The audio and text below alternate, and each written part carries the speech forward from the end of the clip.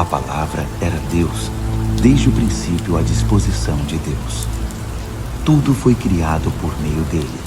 Nada mesmo veio a existir sem ele. O que veio à existência foi a vida, e a vida era a luz pela qual se devia viver. A luz da vida brilhou nas trevas. As trevas nada puderam fazer contra a luz. Houve um homem chamado João, enviado por Deus para apontar o caminho para a luz da vida. Ele veio dizer a todos para onde olhar, em quem deviam crer. João não era a luz. Ele estava ali para mostrar o caminho para a luz. A luz da vida era verdadeira. Cada pessoa que entra na vida é conduzida à luz. Ele estava no mundo, e o mundo existe por causa dele. Mesmo assim, o mundo não o acolheu. Ele veio para seu povo, mas eles não o quiseram. Mas houve os que o quiseram de verdade, que acreditaram que ele era o que afirmava ser, e que fez o que disse ter feito. Ele fez deles seu povo, os filhos de Deus. Filhos nascidos de Deus, não nascidos do sangue, não nascidos da carne, não nascidos do sexo. A palavra tornou-se carne e sangue e veio viver perto de nós. Nós vimos a glória com nossos olhos, uma glória única. O Filho é como o Pai, sempre generoso, autêntico do início ao fim. João apontou para ele e disse: "Este é o Messias. O Messias que eu afirmei que viria depois de mim, mas de fato é superior a mim. Ele sempre foi maior que eu. Sempre teve a primeira palavra." Todos sempre vivemos de sua generosidade, recebendo dádivas uma após a outra. O essencial veio por meio de Moisés. Foi então que chegou esse exuberante dar e receber. Esse conhecer e entender sem fim. Tudo veio por meio de Jesus, o Messias. Ninguém jamais viu Deus. No máximo, fora um vislumbre. Foi então que essa expressão única de Deus, que existe no próprio coração do Pai, se revelou com a clareza do dia. Os judeus de Jerusalém enviaram um grupo de sacerdotes e oficiais para perguntar a João quem ele era. E João foi honesto com eles. Não disfarçou e contou a verdade. "Eu não sou o Messias." Eles o pressionaram. "Quem é você então? Elias?" "Não sou." "O profeta?" "Não." Exasperados, perguntaram: "Quem então? Precisamos dar uma resposta aos que nos enviaram. Diga-nos alguma coisa, qualquer coisa, a seu respeito." "Eu sou um trovão no deserto. Preparem um caminho reto para Deus. Estou fazendo o que o profeta Isaías anunciou." Os que o interrogavam eram do partido dos fariseus, mas tinham sua própria pergunta. "Se você não é o Messias, nem Elias, nem o profeta, por que você batiza?" João respondeu: "Eu batizo apenas com água. Uma pessoa que vocês não conhecem já está entre nós.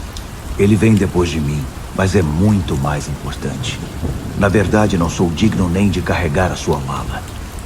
Essa conversa aconteceu em Betânia, do outro lado do Jordão, onde João estava batizando. No dia seguinte, João viu Jesus vindo em sua direção e exclamou: "Aqui está ele, o Cordeiro Pascal de Deus. Ele perdoa os pecados do mundo. Este é o homem de quem falei, aquele que viria depois de mim, mas de fato é superior a mim. Eu não sabia nada a respeito dele. Só sabia que minha missão era deixar Israel preparado para reconhecê-lo como o homem que veio nos mostrar Deus. É por isso que vim, batizando com água, dando um bom banho em vocês e limpando os pecados de cada um para que pudessem ter um novo começo com Deus." João fortaleceu seu testemunho dizendo: "Vi o Espírito como uma pomba voando pelo céu, fazendo dele sua morada. Repito, não sei nada a respeito dele a não ser isto. Aquele que me autorizou a batizar com água me disse: aquele sobre quem você vir o Espírito descer e permanecer, batizará com o Espírito Santo. Foi exatamente isso que vi acontecer. Por isso digo a vocês, e não há dúvida, este é o Filho de Deus." No dia seguinte, João estava de volta ao seu posto com 2 discípulos que observavam. Ele ergueu os olhos, viu Jesus caminhando e disse: Aqui está ele, o Cordeiro Pascal de Deus. Os 2 discípulos, ouvindo isso, passaram a seguir Jesus. Ele olhou para trás e perguntou: O que procuram? Eles disseram: Rabi, que quer dizer mestre, onde o senhor costuma ficar? Ele respondeu: Venham e vejam vocês mesmos. Eles foram, viram onde Jesus estava vivendo e ficaram ali o resto do dia, pois já estava anoitecendo. André, irmão de Simão Pedro, era um dos 2 que ouviram o testemunho de João e que haviam começado a seguir Jesus. A primeira coisa que ele fez depois de descobrir onde Jesus vivia foi procurar seu irmão Simão e dizer: Encontramos o Messias! Isto é, o Cristo. Ele imediatamente o levou a Jesus. Jesus olhou para ele e disse: Você é Simão, filho de João? De agora em diante seu nome será Cefas, ou Pedro, que significa pedra. No dia seguinte, Jesus decidiu ir para a Galiléia. Ao chegar, encontrou Filipe e disse: Venha, siga-me. Filipe era de Betsaida, a mesma cidade de André e Pedro. Filipe foi com ele. Mais adiante encontrou Natanael e disse: Encontramos aquele a respeito de quem Moisés escreveu na lei, aquele anunciado pelos profetas. É Jesus, filho de José. Ele veio de Nazaré. Natanael perguntou: Nazaré? Você está brincando? Mas Filipe insistiu: Venha, veja você mesmo.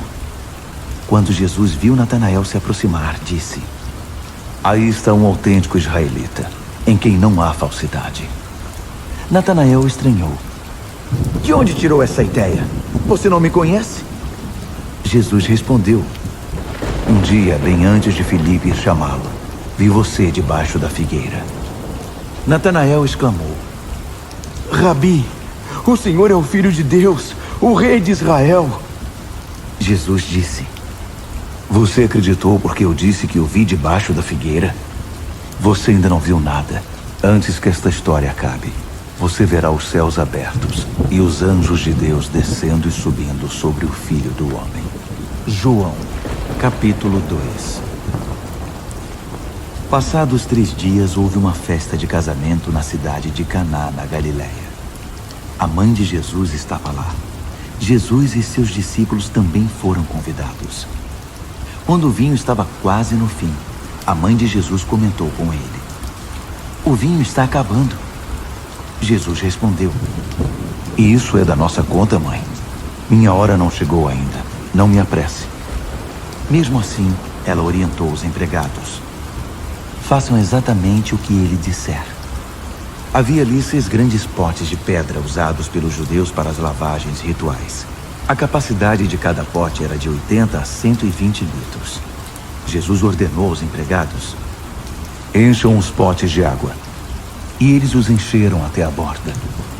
Agora encham suas taças e levem-nas ao mestre de cerimônias, disse Jesus. E eles obedeceram. Quando o mestre de cerimônias provou a água transformada em vinho, ele não sabia o que tinha acontecido, mas os empregados sabiam. Ele disse ao noivo: Todas as pessoas que conheço começam com os vinhos melhores e depois que os convidados já beberam bastante, servem os inferiores. Mas você guardou o melhor até agora. Esse ato de Jesus em Caná da Galiléia foi o primeiro sinal, o primeiro vislumbre de sua glória. E os seus discípulos creram nele. Depois disso, ele voltou para Cafarnaum com a mãe, os irmãos e os discípulos, e ficou ali um bom tempo. A festa da Páscoa, celebrada pelos judeus na primavera, estava para acontecer, e Jesus viajou para Jerusalém. Ele encontrou o templo infestado de vendedores de gado, ovelhas e pombas. Os agiotas também estavam ali, trabalhando a todo vapor. Jesus fez um chicote com tiras de couro e os expulsou do templo. O gado e as ovelhas fugiram. Ele virou as mesas dos agiotas e as moedas rolavam para todo lado. Aos vendedores de pombas, ele ordenou: Peguem suas coisas e caiam fora daqui. Não transformem a casa do meu pai em mercado. Foi nessa hora que os discípulos dele se lembraram de um texto das Escrituras. O zelo pela tua casa me consome. Mas os judeus estavam incomodados e perguntaram: com que autoridade você faz isso? Jesus respondeu: derrubem este templo e em 3 dias eu o reconstruirei. Eles ficaram indignados. Foram necessários 46 anos para edificar o templo e você vai reconstruí-lo em 3 dias? Mas Jesus estava falando do seu corpo. Mais tarde, depois que ele se levantou dos mortos, seus discípulos se lembraram dessa declaração. Então ajuntaram as peças do quebra-cabeça e creram nas Escrituras e no que Jesus tinha dito. Durante o tempo em que ele permaneceu em Jerusalém, nos dias da festa, muitos observaram os sinais que ele realizava e, percebendo que apontavam diretamente para Deus, entregaram sua vida a ele. Mas Jesus não confiava neles. Eles os conhecia muito bem, por dentro e por fora, e sabia que não eram dignos de confiança. Não precisava de nenhuma ajuda para conhecê-los por dentro. João, capítulo 3. Havia um homem do partido dos fariseus chamado Nicodemos, um destacado líder entre os judeus. Certa vez ele visitou Jesus tarde da noite e disse: Rabi, sabemos que o Senhor é um mestre que vem de Deus. Ninguém poderia realizar esses atos que revelam a realidade de Deus se Deus não fosse com ele. Jesus disse: você está absolutamente correto. Preste atenção. A não ser que alguém nasça do alto, não é possível ver aquilo que estou apresentando, o reino de Deus. Como pode alguém nascer se já nasceu e cresceu? Estranhou Nicodemos. Não é possível entrar de novo no útero materno e nascer outra vez? E que história é essa de nascer do alto? Jesus respondeu: você não entende. Deixe-me dizer de novo. A não ser que alguém se submeta a essa criação original, a criação na qual o vento pairava por sobre as águas, o invisível movendo o visível, um batismo para uma nova vida, não lhe será possível entrar no reino de Deus. Quando você olha para um bebê, vê apenas isto: um corpo que se pode contemplar e tocar. Mas a pessoa que tem um nascimento interior é formada por algo que você não pode ver nem tocar, o Espírito, e se torna um espírito vivo. Portanto, não fique surpreso quando digo que você tem de nascer do alto. De fora desse mundo, por assim dizer. Você sabe muito bem que o vento sopra para lá e para cá. Você o ouve sussurrando pelas árvores, mas não tem ideia de onde ele vem, nem para onde vai. O mesmo acontece com aquele que é nascido do alto, pelo vento de Deus, o Espírito de Deus. Nicodemos perguntou: o que o Senhor quer dizer com isso? Como acontece? Jesus disse: você é um mestre respeitado em Israel e não conhece o básico. Ouça com atenção. Esta é a pura verdade. Falo apenas a respeito do que conheço por experiência. Dou testemunho apenas do que tenho visto com os próprios olhos. Não me baseio em boatos. Mas em vez de encarar as evidências e aceitá-las, você as evita com perguntas. Se quando digo coisas claras como o dia, você não acredita em mim, por que eu falaria de coisas que você não pode ver, das coisas de Deus? Ninguém jamais esteve na presença de Deus, senão aquele que veio daquela presença, o Filho do Homem. Assim como Moisés levantou a serpente no deserto, para que o povo pudesse vê-la e crer, é necessário que o Filho do Homem seja levantado, para que todos os que olharem para ele, com confiança e com esperança legítima, recebam a vida real, a vida eterna. Deus amou tanto o mundo, que deu seu Filho, seu único Filho, pela seguinte razão: para que ninguém precise ser condenado, para que todos, crendo nele, possam ter vida plena e eterna. Deus não se deu ao trabalho de enviar seu Filho apenas para poder apontar um dedo acusador e dizer à humanidade como ela é má. Ele veio para ajudar, para pôr o mundo nos eixos outra vez. Quem confiar nele será absolvido, mas quem não confiar terá sobre si, sem o saber, uma sentença de condenação. E por quê? Porque não foi capaz de crer no único Filho de Deus, quando este lhe foi apresentado. Esta é a situação. A luz de Deus invadiu o mundo, mas a humanidade inteira correu para as trevas. Fugiram porque não estavam interessados em agradar a Deus. Aquele que pratica o mal é viciado em negar a realidade e iludir-se, e odeia a luz de Deus. Não vai querer se aproximar dela para não ser submetido a uma exposição dolorosa. Mas quem crê e vive na verdade e na realidade, recebe de coração a luz de Deus, de modo que sua obra pode ser vista, pois é a obra de Deus. Depois dessa conversa, Jesus foi com seus discípulos para o interior da Judéia e descansou um pouco com eles ali. Ele também batizava. Ao mesmo tempo, João batizava em Enom, perto de Salim, onde há muita água. Isso foi antes de João ser preso. Os discípulos de João tiveram uma discussão com a elite judaica a respeito da natureza do batismo e foram perguntar a ele. Rabi, o senhor conhece aquele que estava contigo do outro lado do Jordão? Aquele a quem o senhor confirmou com seu testemunho? Pois bem, ele agora está competindo conosco. Ele está batizando também. E todos estão se tornando seguidores dele, em vez de se unir a nós. João respondeu: É impossível alguém ter sucesso. Falo de sucesso eterno, sem ajuda celestial. Vocês mesmos estavam lá quando deixei muito claro que não sou o Messias, mas apenas aquele enviado adiante dele para preparar o caminho. Aquele que recebe a noiva é por definição o noivo, e o amigo do noivo seu padrinho, no caso eu, apostos ao seu lado, de onde pode ouvir cada palavra, está feliz de verdade. Como poderia sentir inveja se sabe que a festa acabou e que o casamento terá um bom começo? É por isso que meu cálice está transbordando. Chegou a hora de ele ocupar o centro das atenções e de eu chegar para o lado. Aquele que vem de cima é muito superior aos outros mensageiros de Deus. Quem nasceu na terra é terreno e fala uma língua da terra, enquanto ele apresenta a evidência do que viu e ouviu nos céus. Ninguém quer enfrentar esses fatos, mas qualquer um que examinar essa evidência poderá apostar sua vida nisto. O próprio Deus é a verdade. Aquele que Deus enviou nos comunica a própria palavra de Deus. E não pensem que ele divide o Espírito como se partisse um pão. O Pai ama o Filho de modo imensurável e tudo entregou a ele, para que ele passasse tudo adiante. Uma generosa distribuição de dons.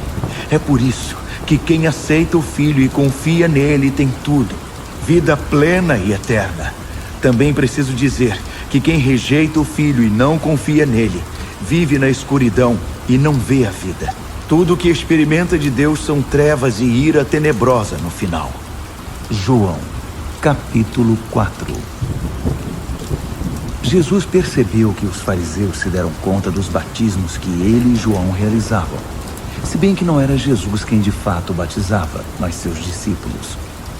Eles perceberam que Jesus estava batizando mais pessoas que João, criando uma rivalidade aos olhos do povo.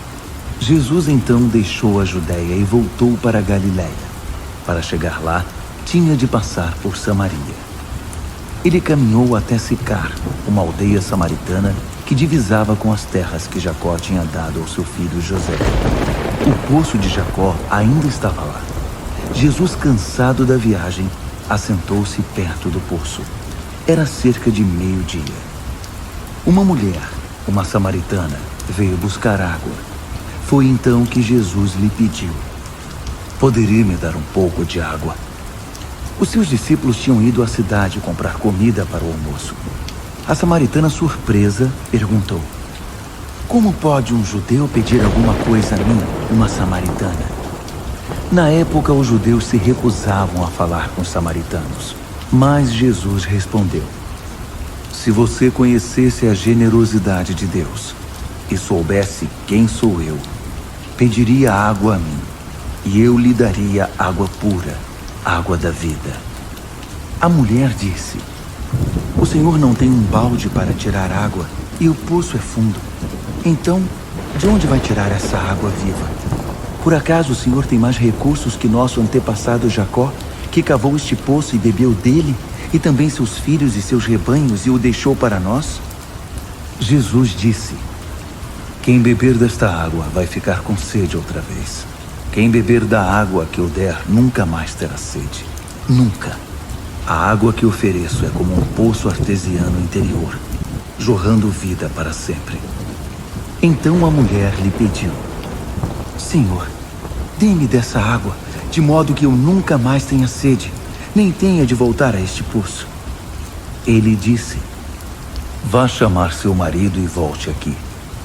Não tenho marido, foi a resposta. Você disse bem, não tenho marido. A verdade é que você já teve 5 maridos, e o homem com quem vive agora não é seu marido. Você falou a verdade. Ah, o senhor é profeta. Então tire a minha dúvida. Nossos antepassados adoraram a Deus neste monte, mas vocês, judeus, insistem em que Jerusalém é o único lugar para adorar. Quem está certo? Mulher, acredite. Está chegando a hora em que vocês, samaritanos, irão adorar o Pai, mas não neste monte, nem em Jerusalém. Vocês adoram como que tateando no escuro.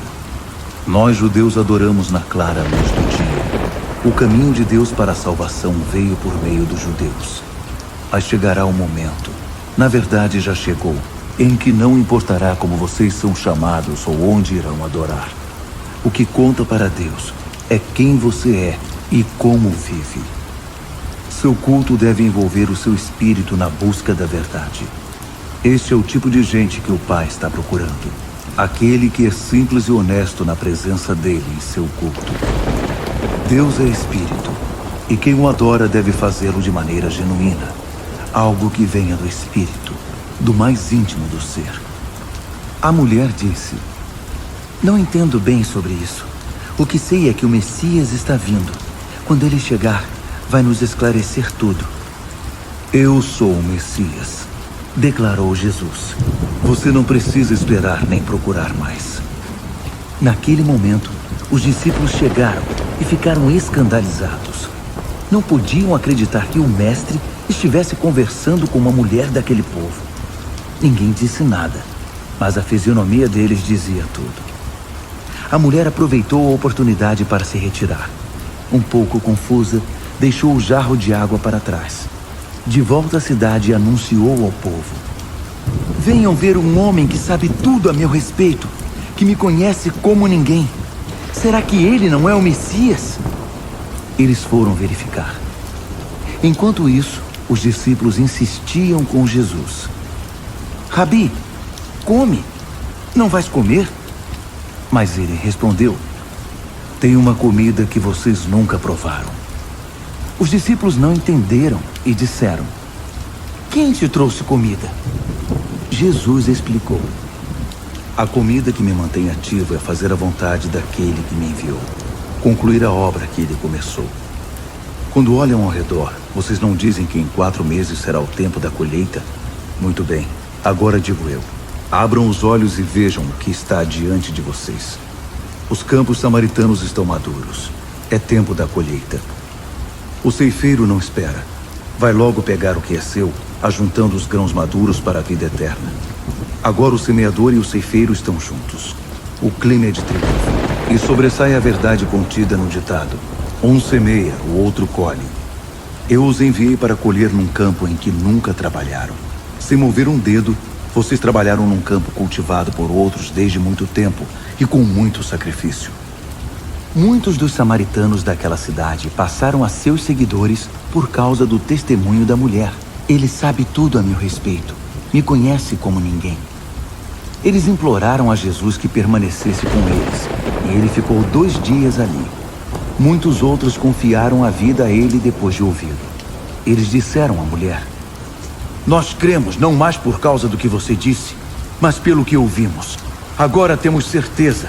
Ele é o Salvador do mundo. 2 dias depois, Jesus foi para a Galileia. Ele sabia, por experiência própria, que um profeta não é respeitado no lugar onde cresceu.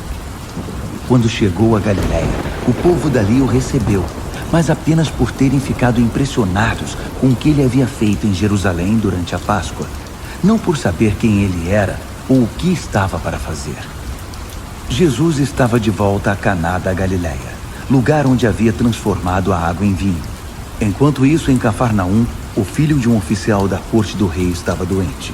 Quando ele soube que Jesus estava na Galileia, foi procurá-lo e implorou que ele fosse à sua casa e curasse seu filho que estava quase morrendo. Jesus declarou: Vocês se recusam a crer se não presenciarem um milagre. Mas o oficial da corte não se deu por vencido. Por favor, é a vida do meu filho. Jesus simplesmente respondeu: vá para casa. Seu filho está vivo. O homem creu na palavra de Jesus e foi para casa.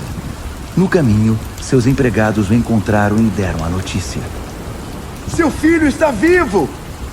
Ele lhes perguntou a que horas seu filho começara a se sentir melhor. Eles disseram: a febre baixou ontem, por volta da 1h da tarde. Era exatamente a hora em que Jesus tinha dito: seu filho está vivo. Foi o suficiente. Não apenas ele, mas todos os de sua casa creram. Esse foi o segundo sinal realizado por Jesus após seu regresso para a Galiléia. João, capítulo 5. Tempos depois, houve outra festa, e Jesus estava de volta a Jerusalém. Perto da Porta das Ovelhas, havia um tanque chamado Betesda em aramaico, com 5 pavilhões. Centenas de doentes, cegos, aleijados, paralíticos ocupavam esses pavilhões. Um homem inválido estava ali havia 38 anos.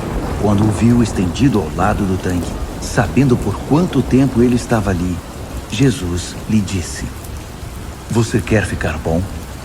O homem respondeu: Senhor, quando a água é agitada, não tenho quem me ponha no tanque.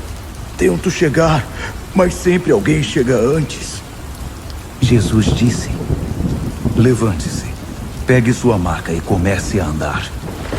O homem ficou curado imediatamente. Pegou a maca e saiu dali. Mas era sábado. Alguns judeus pararam o homem curado e disseram: é sábado. Você não pode carregar sua maca por aí. É contra a lei.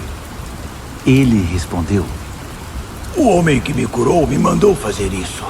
Ele disse: pegue sua maca e comece a andar.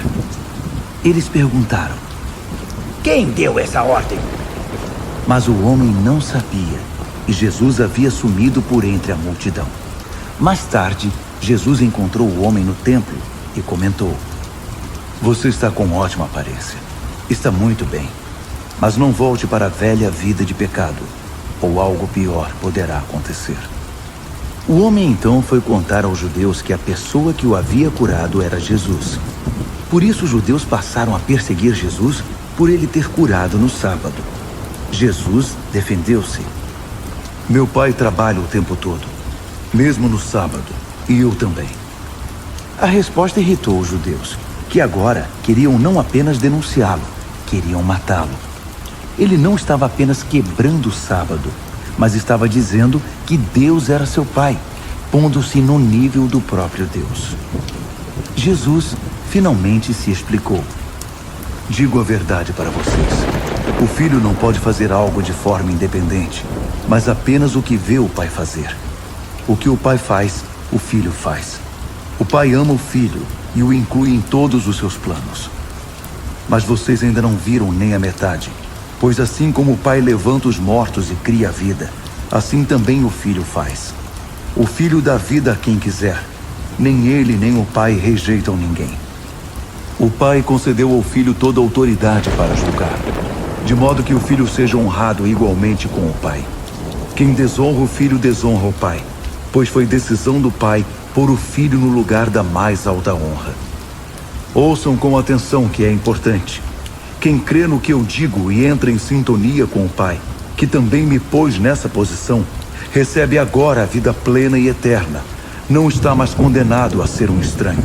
É um passo gigante do mundo dos mortos para o mundo dos vivos. Vocês precisam entender isto já. A hora chegou, quero dizer, agora mesmo, em que os mortos irão ouvir a voz do Filho de Deus e ao ouvi-la viverão. Assim como o Pai tem vida em si mesmo, ele conferiu ao Filho vida nele mesmo. E por ser ele o Filho do homem, o Pai concedeu também a ele autoridade para decidir e executar tudo o que se refere ao juízo divino. Não fiquem surpresos. Está chegando o tempo em que todos os mortos ouvirão sua voz. Os que viveram no caminho reto ressuscitarão para a vida. Os que viveram no caminho errado ressuscitarão para o juízo. Não faço nada por minha conta. Ouço primeiro e depois decido. Vocês podem confiar em minha decisão, porque não estou seguindo um caminho próprio, mas apenas cumprindo ordens. Se eu agisse por conta própria, meu testemunho seria vazio e egocêntrico. Mas um testemunho independente me confirma. O testemunho mais confiável de todos. Além disso, vocês todos já ouviram e ouviram João. E ele deu testemunho abalizado e confiável a meu respeito, não foi? Além disso, meu objetivo não é ganhar a simpatia de vocês, nem apelar para um simples testemunho humano. Estou falando com vocês deste modo, para que vocês sejam salvos. João foi uma tocha, e vocês ficaram contentes em festejar um pouco debaixo daquela luz brilhante. Mas o testemunho que confirmo que faço supera em muito o testemunho de João. É a tarefa que o Pai me mandou executar. E enquanto a executo, confirmo que o Pai de fato me enviou. O Pai que me enviou me confirma. Só que vocês não percebem isso. Nunca ouviram sua voz, nem viram sua aparência.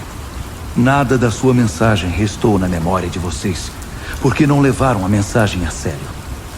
Vocês se dedicam a estudar as Escrituras, porque acham que vão encontrar ali a vida eterna. Mas vocês olham para a árvore e não veem a floresta. Afinal, as Escrituras falam de mim. E aqui estou diante de vocês. E vocês não querem receber de mim a vida que afirmam desejar. Não estou interessado na aprovação da maioria. Sabem por quê? Porque conheço vocês e as multidões. Sei que o amor, especialmente o amor de Deus, não está na agenda de vocês. Apresentei-me com a autoridade do meu Pai. E alguns de vocês me desprezam, outros me evitam. Se outro viesse dizendo-se importante, vocês o receberiam de braços abertos. Como esperam receber algo de Deus, se desperdiçam o tempo disputando posições, alimentando rivalidades e ignorando Deus? Mas não pensem que eu vou acusar vocês diante do Pai. Moisés, a quem vocês dão tanta importância, é quem os acusa. Se acreditassem de verdade no que Moisés disse, vocês creriam em mim. Ele escreveu a meu respeito.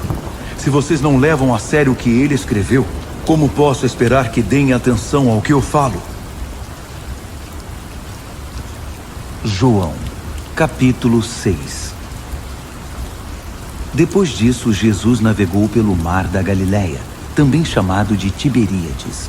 Uma imensa multidão o seguia, atraída pelos milagres que o tinham visto realizar entre os doentes. Quando chegou ao outro lado, ele subiu a uma colina e sentou-se, cercado por seus discípulos. A festa da Páscoa, celebrada anualmente pelos judeus, se aproximava. Jesus percebeu que uma grande multidão estava se aproximando e comentou com Filipe: "Onde poderíamos comprar pão para alimentar toda essa gente?" Ele queria apenas testar a fé de Filipe, porque já sabia o que fazer. Filipe respondeu: 200 moedas de prata não seriam suficientes para que cada um ganhe apenas um pedaço de pão. Um dos discípulos, André, irmão de Simão Pedro, disse: "Há um menino aqui com 5 pedaços de pão e 2 peixes, mas para uma multidão como esta, isso é como uma gota num balde." Jesus disse: "Façam o povo se assentar." A grama verde formava um belo tapete natural, e eles se acomodaram ali, cerca de 5.000 pessoas. Então Jesus tomou o pão e, tendo dado graças, mandou que fosse distribuído. Em seguida fez o mesmo com os peixes. Todos comeram à vontade. Depois que o povo comeu até se fartar, ele disse aos discípulos: "Ajuntem as sobras para que nada seja desperdiçado." Eles obedeceram e encheram 12 cestos grandes com as sobras dos 5 pedaços de pão. O povo compreendeu que Deus estava agindo no meio deles. O que Jesus havia acabado de fazer era a prova. Eles disseram: Este com certeza é o profeta de Deus aqui na Galileia.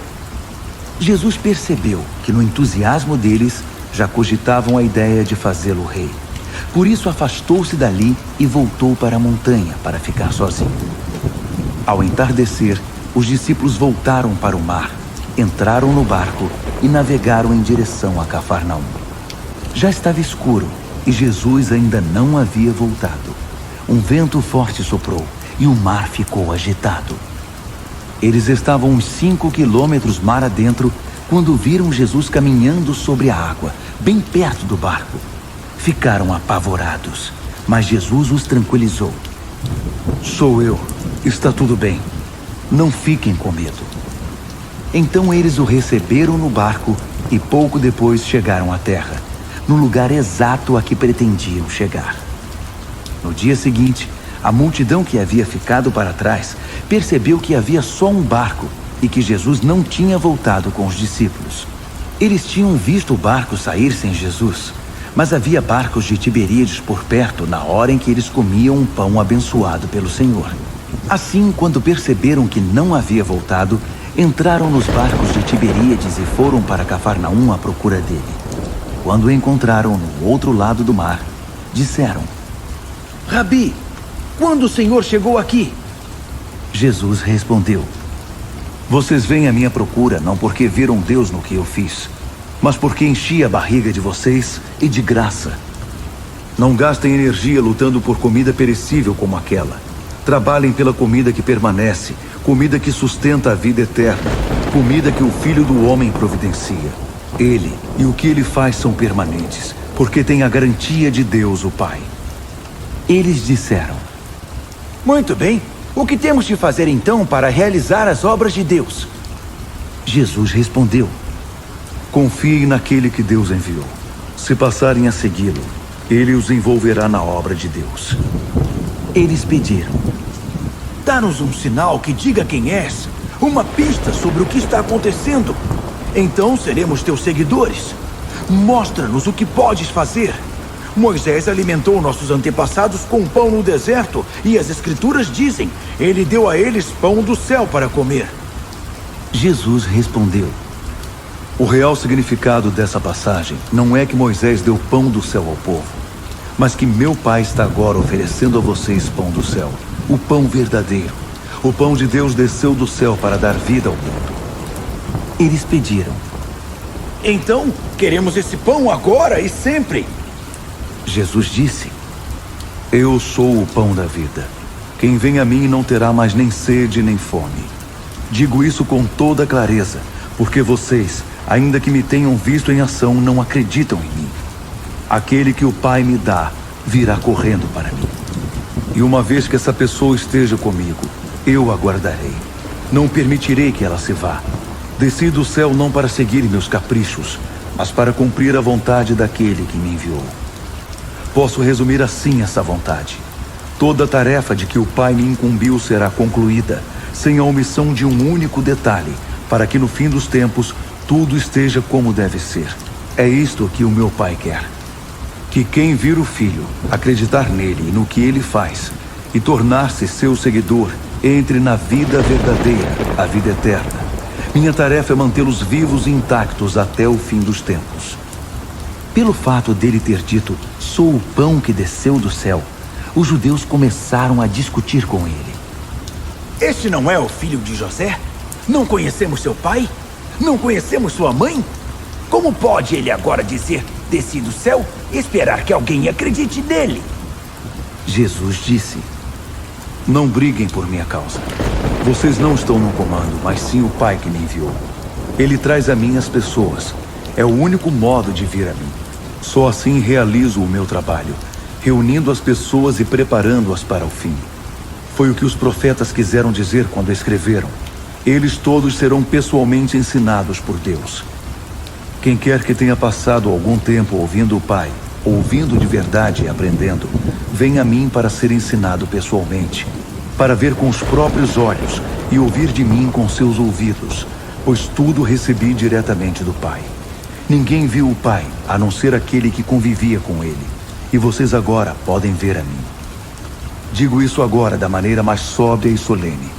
Quem crer em mim tem vida verdadeira, vida eterna. Eu sou o pão da vida. Seus antepassados comeram um pão do céu no deserto e morreram. Mas agora está aqui, um pão que verdadeiramente veio do céu. Quem comer desse pão, jamais morrerá. Eu sou o pão vivo, que desceu do céu. Qualquer um que comer desse pão viverá, e para sempre. O pão que dou ao mundo, para que possam comer e viver, sou eu mesmo, um ser de carne e sangue. Os judeus ficaram alvoroçados outra vez. Como pode este homem servir sua carne numa refeição? Mas Jesus não deu confiança a eles e prosseguiu. Só depois que comerem e beberem carne e sangue, a carne e o sangue do Filho do Homem, vocês terão vida interior. Quem tiver um desejo sincero por essa comida e bebida, obterá a vida eterna e estará pronto para o dia final. Minha carne é verdadeira comida e meu sangue é verdadeira bebida. Ao comer minha carne e beber meu sangue, vocês vão estar em mim e eu em vocês. O Pai que é vivo me enviou aqui. Assim vivo por causa dele, para que quem fizer de mim uma refeição possa viver por minha causa. Esse é o pão do céu. Os antepassados de vocês comeram pão e mais tarde morreram. Quem come desse pão viverá para sempre. Tudo isso foi dito enquanto ele ensinava na sinagoga de Cafarnaum. Muitos de seus discípulos ouviram isso e disseram: é um discurso duro demais de engolir. Jesus percebeu que eles estavam tendo dificuldade com o assunto e disse: ficaram arrasados com o que disse? O que aconteceria se vocês vissem o Filho do Homem subindo para o lugar de onde veio? O Espírito pode criar vida. Músculos e força de vontade nada fazem acontecer. Cada palavra que lhes digo provém do Espírito e é capaz de criar vida. Mas alguns de vocês são resistentes e se recusam a ter parte nisso. Jesus sabia desde o início que alguns não iriam segui-lo de fato. Sabia também quem iria traí-lo. Ele continuou: foi por isso que antes eu disse a vocês que ninguém é capaz de vir a mim por conta própria. Vocês vêm a mim apenas como uma dádiva do Pai. Depois disso, muitos discípulos o abandonaram. Não queriam mais nenhuma ligação com ele. Então, Jesus deu aos 12 a mesma oportunidade. Vocês também querem me abandonar? Pedro respondeu: Senhor, para onde iríamos? Só o Senhor tem as palavras de vida verdadeira, de vida eterna. Já decidimos segui-lo de fato e acreditamos que és o Santo de Deus. Jesus respondeu: eu não escolhi vocês, os 12? Mesmo assim, um de vocês é um diabo. Ele se referia a Judas, filho de Simão Iscariotes. Esse homem, um dos 12, já estava se preparando para trair. João, capítulo 7. Mais tarde, Jesus retomou suas atividades na Galileia. Ele não queria viajar pela Judéia, porque os judeus estavam procurando uma oportunidade para matá-lo. Estava próxima a outra festa celebrada anualmente pelos judeus, a dos tabernáculos. Seus irmãos disseram: por que você não vai para a festa, para que seus discípulos possam ver as obras que você faz? Quem quer ser conhecido não pode ficar escondido num canto. Se você leva a sério o que faz, mostre-se ao mundo. Seus irmãos o pressionavam porque não criam nele. Jesus respondeu: não me pressionem.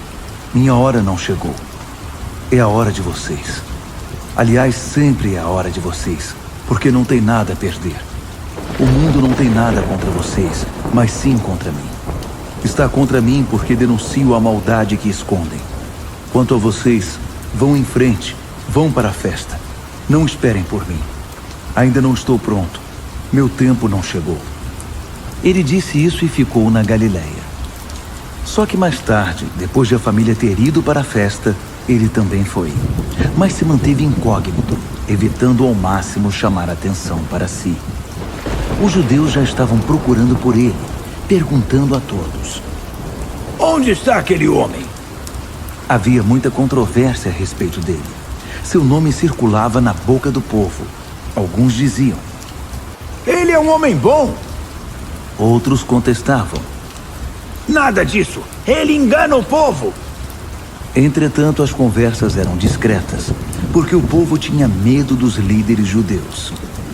Lá pela metade da festa, Jesus se manifestou no templo. Estava ensinando. Os judeus ficavam impressionados, mas estavam confusos. Como ele sabe tanto, sem ter estudado? Jesus disse: não inventei nada disso. O que ensino vem daquele que me enviou. Quem quiser fazer sua vontade, Pode testar esse ensinamento e saberá se é de Deus ou se eu o inventei. Quem inventa ideias próprias está sempre tentando impressionar. Mas quem quer honrar aquele que o enviou, apega-se aos fatos, não altera a realidade. Foi Moisés que deu a lei de Deus, não foi? Mas nenhum de vocês a cumpre. Então por que estão tentando me matar? A multidão protestou. Você está louco? Quem está tentando matá-lo? Você está possuído por demônio. Jesus reagiu. Fiz um milagre meses atrás e vocês estão todos preocupados, imaginando o que estou para fazer. Moisés prescreveu a circuncisão, que não veio de Moisés, mas dos seus antepassados. E vocês circuncidam um homem, operando parte do seu corpo, mesmo num sábado. Fazem isso para preservar um item da lei de Moisés. Então, por que estão preocupados por eu haver restaurado a saúde de um homem no sábado? Não fiquem procurando defeitos. Usem a cabeça e o coração para discernir o que é certo, para testar o que é de fato correto. Foi quando alguns habitantes de Jerusalém disseram: Esse não é o homem que estavam querendo matar? Olhem ele aí, dizendo o que quer diante de todos e ninguém o detém. Será que os líderes pensam que ele é de fato o Messias? Nós sabemos de onde ele veio, mas no caso do Messias, ninguém sabe de onde ele virá. Então Jesus, que estava ensinando no templo, gritou para eles: Vocês pensam que me conhecem e que sabem de onde eu vim, mas minha origem não é essa. Não estou nesta missão por conta própria.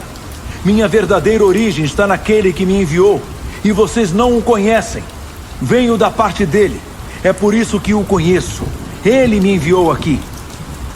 Eles procuravam ocasião para prendê-lo, mas ninguém tocou nele, pois sua hora ainda não havia chegado. Muitos de seus ouvintes passaram a segui-lo, mas diziam: Será que quando o Messias vier, vai apresentar provas superiores ou mais convincentes que essas? Os fariseus, alarmados com a onda de rebelião que perpassava a multidão, confabularam com os principais sacerdotes e enviaram os guardas do templo para prender Jesus. Mas ele os enfrentou dizendo: Vou ficar pouco tempo com vocês. Depois vou para aquele que me enviou. Vocês vão me procurar, mas não vão me encontrar. E para onde vou, vocês não podem ir. Os judeus perguntaram uns aos outros: Para onde será que ele vai, que não poderemos encontrá-lo? Será que ele vai para o mundo grego para ensinar os judeus que vivem lá? O que ele quer dizer com vocês vão me procurar, mas não vão me encontrar? E com para onde vou, vocês não podem ir? No último dia da festa, o mais importante, Jesus se pôs de pé e discursou: Se alguém tem sede, venha a mim e beba. Rios de água viva irão jorrar e brotar do íntimo de quem crer em mim, como dizem as Escrituras. Ele fazia referência ao Espírito, a ser recebido por aqueles que crescem nele. O Espírito ainda não tinha sido dado, porque Jesus ainda não havia sido glorificado. Os que ouviram essas palavras comentavam: Este deve ser o profeta. Outros diziam: Ele é o Messias. Outros ainda argumentavam: O Messias não vem da Galileia, não é mesmo? As Escrituras não dizem que ele vem da linhagem de Davi e de Belém, a cidade de Davi? Então houve contenda na multidão por causa dele. Os mais exaltados queriam prendê-lo, mas ninguém encostou a mão nele. Foi quando os guardas do templo se apresentaram aos principais sacerdotes e fariseus que os questionaram: Por que vocês não o prenderam? Os guardas responderam: Vocês ouviram como ele fala? Nunca ouvimos ninguém falar como esse homem. Os fariseus retrucaram: Vocês se deixaram enganar como o resto dessa gentalha? Não percebem que nenhum líder do povo creu nele? Não veem que nenhum fariseu? É só essa multidão ignorante, que não sabe nada da lei de Deus, que é enganada por ele e acaba condenada. Nicodemos, o homem que havia se encontrado com Jesus e que era um dos líderes e fariseu, interferiu: A lei decide sobre a culpa de um homem sem primeiro ouvi-lo e descobrir o que ele está fazendo? Mas eles o interromperam: Você também está a favor do Galileu? Examine as evidências. Veja se já surgiu algum profeta da Galileia. A reunião terminou e todos foram para casa. João, capítulo 8. Jesus retirou-se para o Monte das Oliveiras, mas logo voltou para o templo. Um mundaréu de gente estava à sua volta, e ele se sentava e começava a ensiná-los. Os mestres religiosos e os fariseus apareceram com uma mulher que fora apanhada em adultério. Eles a puseram à vista de todos e disseram: Mestre, esta mulher é adúltera, foi apanhada em flagrante. Moisés na lei ordena o apedrejamento de quem comete esse crime. O que o senhor diz? Eles tentavam apanhá-lo numa armadilha. Queriam induzi-lo a dizer algo incriminador, que pudessem depois usar contra ele. Jesus limitou-se a ficar escrevendo com o dedo na terra. Mas eles não desistiram. Por fim, ele se levantou e disse: Quem de vocês não tiver pecado, seja o primeiro a tirar a pedra. Encurvando-se novamente, continuou a escrever na terra. Ouvindo isso, eles começaram a deixar o local, um após o outro, a começar pelos mais velhos. A mulher foi deixada ali.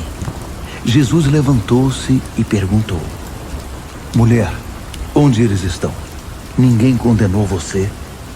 Ninguém, Senhor, foi a resposta. Nem eu, disse Jesus. Siga seu caminho, mas de agora em diante, não volte a pecar. Mais uma vez, Jesus discursou para o povo: Eu sou a luz do mundo.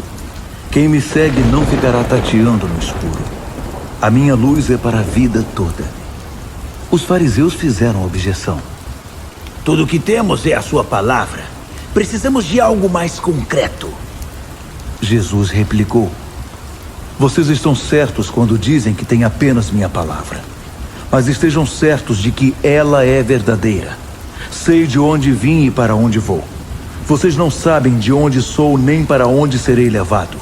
Vocês decidem de acordo com o que podem ver e tocar. Eu não faço esse tipo de julgamento. Ainda que fizesse, seria um julgamento verdadeiro, porque não iria se basear na estreiteza da minha experiência, mas na grandeza daquele que me enviou, o Pai. Isso preenche as condições estabelecidas na lei de Deus. Vocês devem confiar no depoimento de 2 testemunhas. E é o que vocês têm, minha palavra e a palavra do Pai que me enviou. Eles perguntaram: Onde está esse a quem você chama de Pai? Jesus respondeu: Vocês olham para mim e não me veem, como esperam ver meu Pai. Se me conhecessem, iriam conhecer o Pai também. Ele fez esse discurso na tesouraria, enquanto ensinava no templo.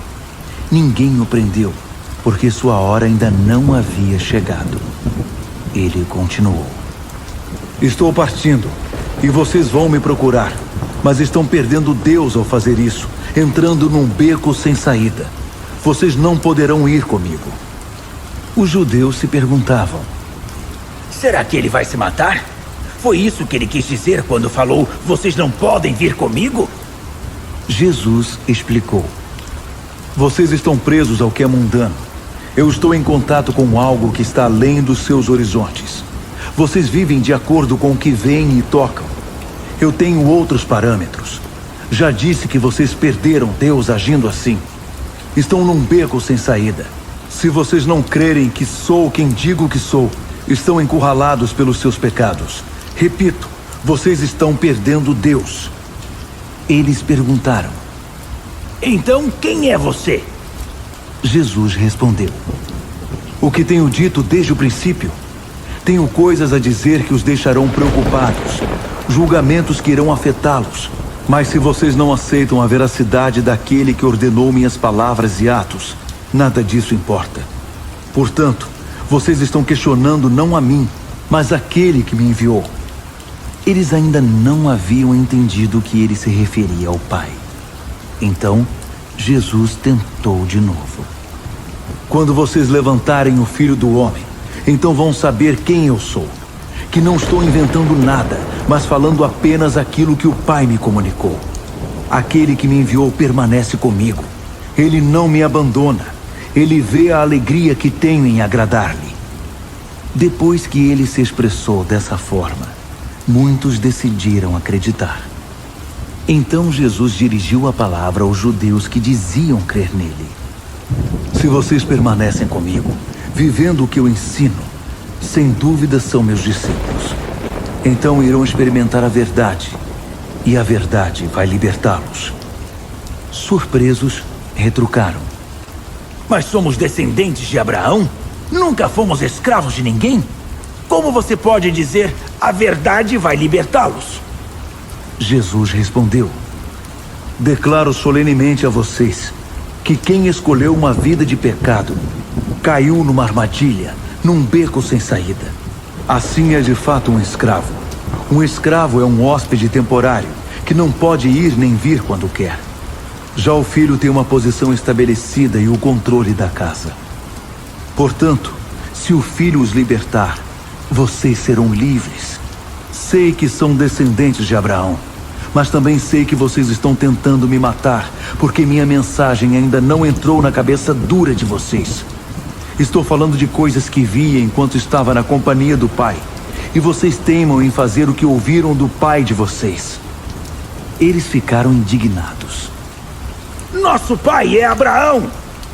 Jesus contestou: Se vocês fossem mesmo filhos de Abraão, realizariam as obras de Abraão. Mesmo assim, aqui estão vocês, tentando me matar. Um homem que fala a verdade que recebeu diretamente de Deus. Abraão nunca fez nada parecido. Vocês insistem em repetir as obras do pai de vocês. Eles disseram: Não somos bastardos. Temos um pai legítimo, o Deus único. Se Deus fosse o pai de vocês, Jesus prosseguiu, vocês iriam me amar, pois vim de Deus e aqui cheguei. Não vim por conta própria, Ele me enviou. Por que então não entendem uma palavra do que digo? Eis a razão. Vocês não suportam a verdade. Vocês são do diabo, que é o pai de vocês, e tudo o que querem é agradar a ele. Ele foi assassino desde o princípio, e não podia permanecer na verdade, porque nele não havia um resquício de verdade. Quando o mentiroso fala, ele o faz com base em sua natureza mentirosa e enche o mundo com mentiras. Então eu chego, declaro toda a verdade, e vocês não querem nada comigo. Será que algum de vocês pode provar que eu disse uma só palavra enganosa, ou cometi um simples pecado? Mas se digo a verdade, por que não creem em mim? Quem está do lado de Deus ouve o que ele diz. É por isso que vocês não ouvem. Vocês não estão do lado de Deus. Os judeus então disseram: Faz sentido. Estávamos certos quando dissemos que você é um samaritano louco, possuído por demônio. Jesus reagiu: Não sou louco. Apenas honro meu pai, enquanto vocês me desonram. Não estou querendo nada para mim.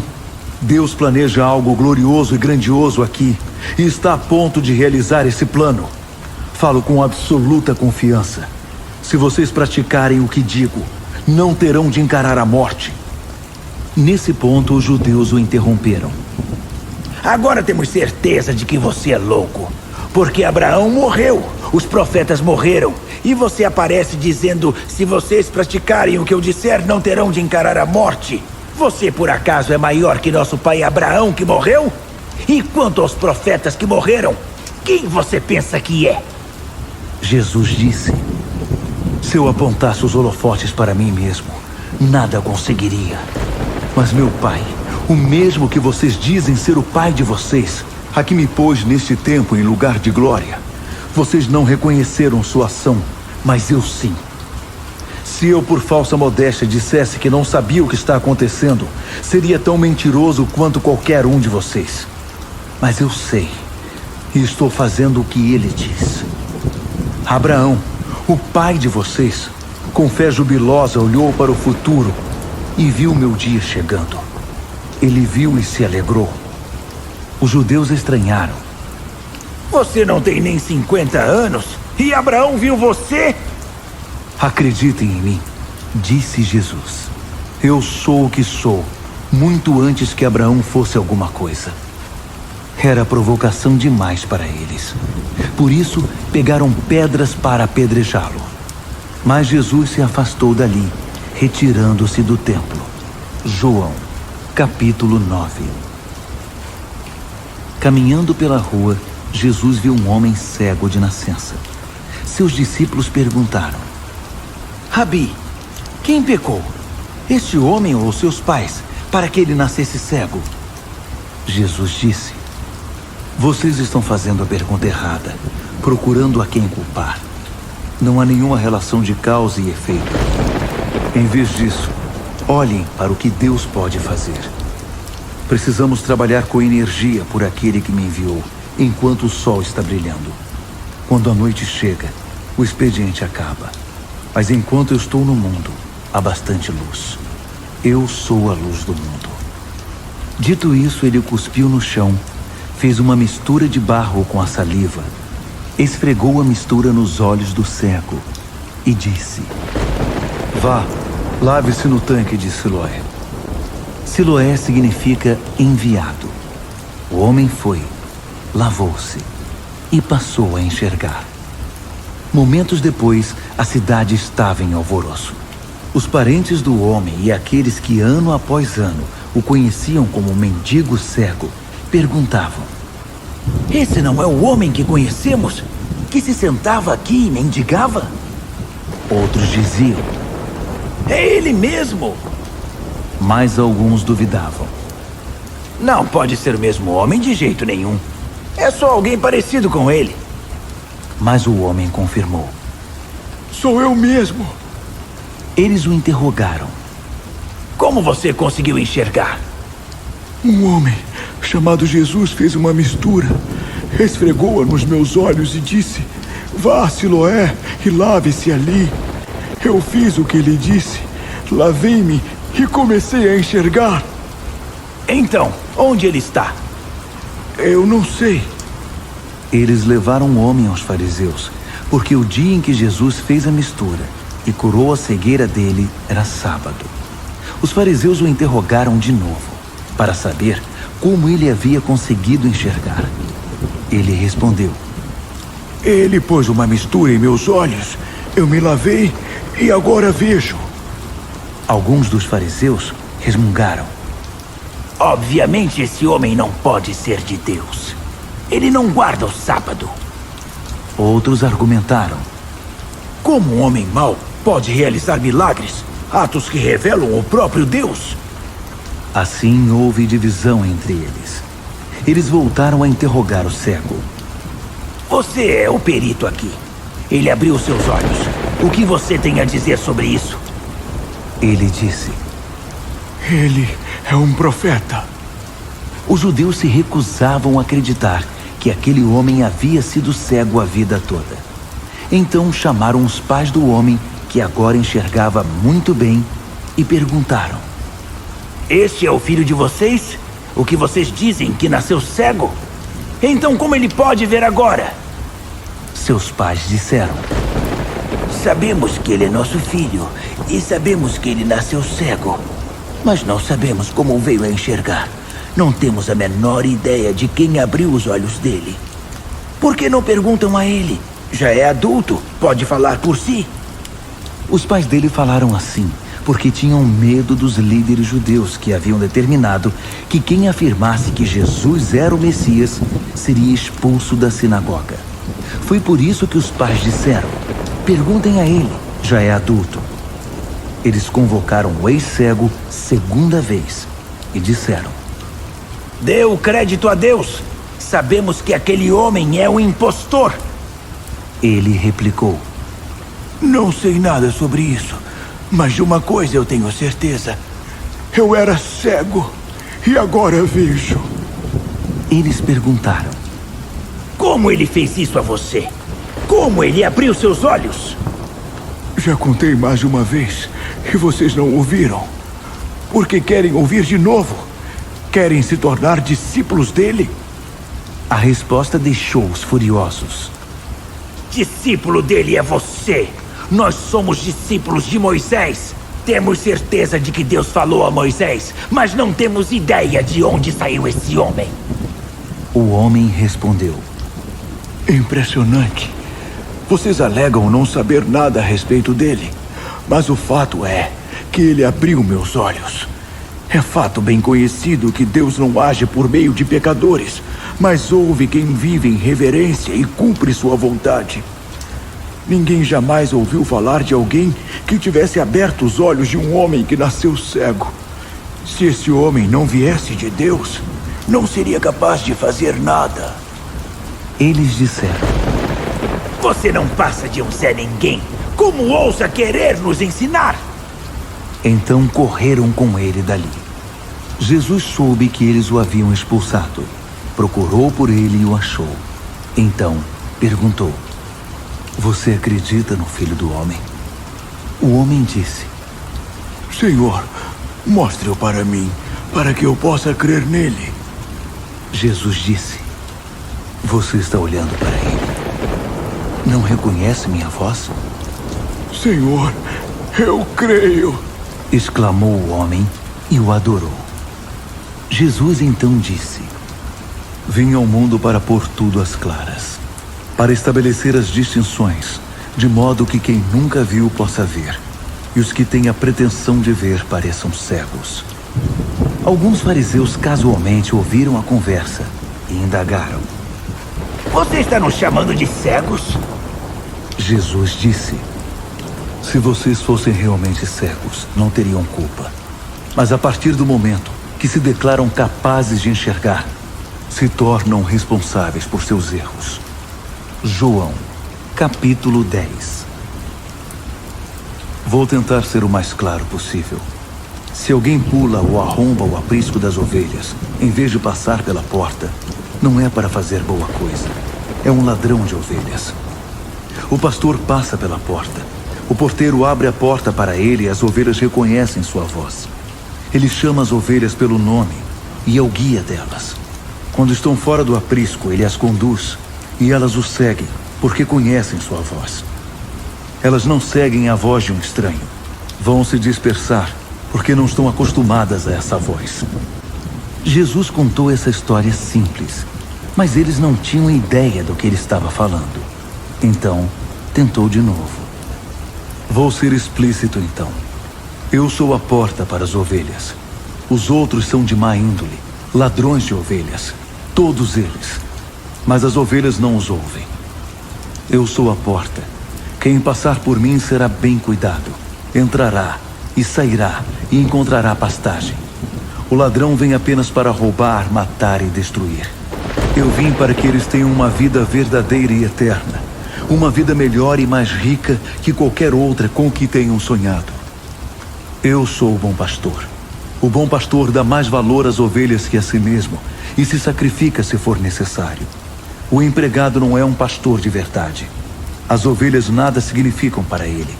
Ele vê um lobo se aproximar e sai em disparada, deixando as ovelhas desprotegidas. Ele está ali apenas por dinheiro. As ovelhas nada representam para ele. Eu sou o bom pastor.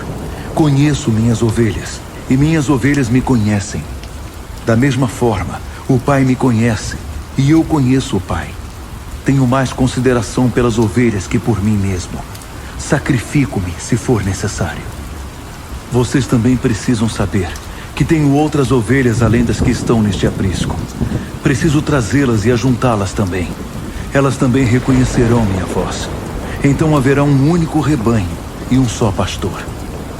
É por isto que o Pai me ama, porque entrego minha vida de livre vontade. Assim sou livre para reavê-la. Ninguém a toma de mim. Eu a entrego porque quero. Tenho o direito de entregá-la, mas também de reavê-la. Recebi essa autoridade do meu Pai. Esse discurso provocou outra divisão entre os judeus. Alguns diziam: Ele é maluco. Está na cara que não tem juízo. Por que perder tempo em ouvi-lo? Outros não estavam assim tão seguros. Essas não são palavras de um louco? Por acaso um louco pode abrir os olhos de um cego? Eles estavam celebrando a festa da dedicação, chamada em hebraico Hanukkah, em Jerusalém. Era inverno e Jesus passeava no templo, no pórtico de Salomão. Rodeando-o, os judeus disseram: Por quanto tempo você vai nos deixar curiosos? Se você é o Messias, diga-nos diretamente. Jesus respondeu: Eu já disse, mas vocês não acreditaram. Tudo o que fiz foi autorizado por meu Pai. Ações que falam mais alto que palavras. Vocês não acreditam, porque não são minhas ovelhas. Minhas ovelhas reconhecem minha voz. Eu as conheço, e elas me seguem. Dou a elas vida real e eterna. Elas estão protegidas do destruidor o tempo todo. Ninguém consegue roubá-las de mim. O Pai que as pôs sob minha responsabilidade é muito maior que o destruidor e o ladrão. Ninguém pode tirá-las dele. Eu e o Pai somos um só coração e uma só mente. Mais uma vez, os judeus estavam a ponto de apedrejá-lo. Mas Jesus lhes disse: Tenho feito muitas boas ações da parte do Pai. Por qual delas vocês querem me apedrejar? Os judeus responderam: Não o apedrejaremos por nada de bom que você fez, mas sim pelo fato de ter dito essa blasfêmia, de chamar você mesmo de Deus. Jesus reagiu: Estou apenas citando um texto das Escrituras, em que Deus diz: Digo a vocês, vocês são deuses. Se Deus chama os antepassados de vocês de deuses, e as Escrituras não mentem, por que vocês gritam blasfemador, blasfemador, para o único a quem o Pai consagrou e enviou ao mundo, só porque eu disse, sou o Filho de Deus? Se não faço as obras que meu Pai faz, não precisam crer em mim. Mas se faço as obras do Pai, esqueçam um momento o que eu disse a meu respeito e considerem a simples evidência das ações que estão diante dos seus olhos. Talvez assim as coisas se esclareçam e vocês consigam entender que não apenas fazemos as mesmas coisas, mas também somos o mesmo, Pai e Filho. Ele está em mim, eu estou nele. Eles ainda tentaram prendê-lo, mas ele conseguiu escapar. Voltou para a região do Jordão, onde João batizava, e ficou ali. Muitos se tornaram seus seguidores. Diziam: João não realizou milagres, mas tudo o que ele disse a respeito deste homem é verdade. Assim, muitos creram nele. João, capítulo 11. Havia um homem chamado Lázaro. Ele estava doente. Era de Betânia, cidade de Maria, e sua irmã Marta. Essa era a mesma Maria que ungiu os pés do Senhor com óleos aromáticos e depois os enxugou com os cabelos. Lázaro, que estava doente, era irmão dela. As irmãs mandaram um recado para Jesus: Senhor, aquele a quem o Senhor ama está muito doente. Quando Jesus recebeu a mensagem, comentou: Essa doença não é fatal. Será uma boa ocasião para demonstrar a glória de Deus, na glorificação do Filho de Deus. Jesus amava os três: Marta, a irmã dela e Lázaro. Mas estranhamente, quando soube que Lázaro estava doente, permaneceu onde estava mais 2 dias. Só então disse aos seus discípulos: Vamos voltar para a Judeia. Eles disseram: Rabi, o senhor não pode fazer isso. Os judeus querem vê-lo morto e o senhor quer voltar? Jesus respondeu: Não são 12 as horas da luz do dia. Qualquer um que anda na luz do dia não tropeça porque há muita luz. Andando de noite pode tropeçar, porque mal enxerga o caminho. Após esse comentário, ele anunciou: Nosso amigo Lázaro está dormindo. Vou acordá-lo. Os discípulos disseram: Senhor, se está dormindo, vai ter um bom descanso e se levantar bem disposto. Jesus falava da morte, enquanto os discípulos pensavam numa simples soneca. Então, Jesus resolveu falar claramente: Lázaro morreu. Estou feliz por causa de vocês, porque eu não estava lá. Vocês logo terão novos motivos para crer. Agora vamos a ele. Tomé, chamado Gêmeo, suspirou e disse aos seus companheiros: Vamos, Bem que podemos morrer com ele. Quando Jesus finalmente chegou, Lázaro estava morto havia 4 dias. Betânia ficava perto de Jerusalém, distante cerca de 3 quilômetros. E muitos dos judeus davam apoio a Marta e Maria, compadecidos delas por causa do irmão. Marta soube que Jesus estava chegando e saiu ao encontro dele. Maria ficou em casa. Marta então lhe disse: se o Senhor estivesse aqui, meu irmão não teria morrido. Mesmo agora, sei que tudo que o Senhor pedir a Deus será concedido. Jesus consolou-a: seu irmão vai ressuscitar. Marta respondeu: sei que vai, na ressurreição do fim dos tempos. Você não precisa esperar pelo fim. Eu aqui e agora sou a ressurreição e a vida. Quem crer em mim, ainda que morra, viverá. Qualquer um que vive crendo em mim não irá morrer em definitivo. Acredita nisso? Sim. Sempre acreditei que o Senhor é o Messias, o Filho de Deus que veio ao mundo. Depois de ter dito isso, ela foi até onde estava sua irmã Maria e sussurrou ao seu ouvido: o mestre está aqui e perguntou por você. Assim que ouviu isso, ela deu um salto e correu até ele. Jesus ainda não havia entrado na cidade e continuava no lugar em que Marta o havia encontrado. Quando os judeus, amigos dela, viram Maria passar correndo, foram atrás dela, pensando que ela ia ao túmulo para chorar. Maria foi até onde Jesus estava e caiu aos pés dele, dizendo: se o Senhor estivesse aqui, meu irmão não teria morrido.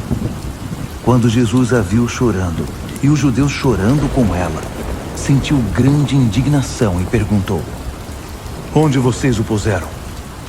Senhor, vem e vê, disseram. Naquele momento, Jesus chorou. Os judeus disseram: ele o amava muito. Outros discordaram: bem, se ele o amasse tanto assim, por que o deixou morrer? Afinal, ele abriu os olhos de um cego. Mal contendo a indignação, Jesus chegou ao local do túmulo. Era uma caverna simples na colina, com uma placa de pedra que a fechava. Ele ordenou: removam a pedra. Marta, a irmã do falecido, disse: Senhor, a esta altura já está com mau cheiro. Ele morreu há 4 dias. Jesus a olhou bem nos olhos. Eu não disse que se acreditasse, você veria a glória de Deus? Dirigindo-se aos demais, insistiu: vão em frente, tirem a pedra. Eles a removeram. Jesus ergueu os olhos para os céus e orou: Pai, sou grato porque até aqui tens me ouvido. Sei que sempre me ouves. Mas por causa da multidão aqui presente, oro assim, para que eles possam crer que me enviaste. Então ele bradou: Lázaro, venha para cá! Lázaro saiu ainda enrolado nos panos da cabeça aos pés, e com um lenço sobre o rosto. Jesus lhes ordenou: desamarre, para que possa ir. O fato causou uma reviravolta entre muitos dos judeus que estavam com Maria. Eles viram o que Jesus fez e creram nele. Mas alguns procuraram os fariseus para denunciá-lo. Os principais sacerdotes e os fariseus convocaram uma reunião da liderança judaica. O que faremos? Perguntaram. Esse homem insiste em seus feitos, criando sinais divinos. Se deixarmos, logo todos crerão nele. E os romanos virão e removerão o pouco poder e prestígio que ainda nos resta. Então, um deles, Caifás, designado sacerdote principal naquele ano, se pronunciou: Vocês não enxergam? Não percebem que é preferível um homem morrer pelo povo que uma nação inteira ser destruída? Ele não disse isso de si mesmo. Na condição de sacerdote principal naquele ano, sem saber, profetizou que Jesus estava para ser sacrificado pela nação. E não somente pela nação, mas para que todos os filhos de Deus dispersos pudessem ser reunidos num só povo. Daquele dia em diante, ficou decidido que iriam matá-lo. Então, Jesus não arriscou mais aparecer em público no território dos judeus. Retirou-se para o interior, na região fronteiriça com o deserto, hospedando-se numa cidade chamada Efraim. Ali isolou-se com seus discípulos. A Páscoa se aproximava. Multidões vinham do interior para Jerusalém, a fim de se preparar para a festa. Eles estavam curiosos a respeito de Jesus. Ele era o assunto dos que estavam ao redor do templo. O que vocês acham? Será que ele vai aparecer na festa? Enquanto isso, os principais sacerdotes e fariseus publicaram uma nota. Quem soubesse o paradeiro dele deveria informá-los. Eles estavam a postos para prender. João, capítulo 12. 6 dias antes da Páscoa, Jesus entrou em Betânia, onde vivia Lázaro, ressuscitado pouco tempo antes. Lázaro e suas irmãs convidaram Jesus para jantar em casa.